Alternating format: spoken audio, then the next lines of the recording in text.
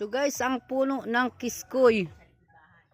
Ito kaya lang, itong bunga niya oh.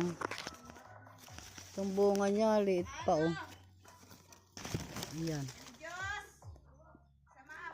Maasim.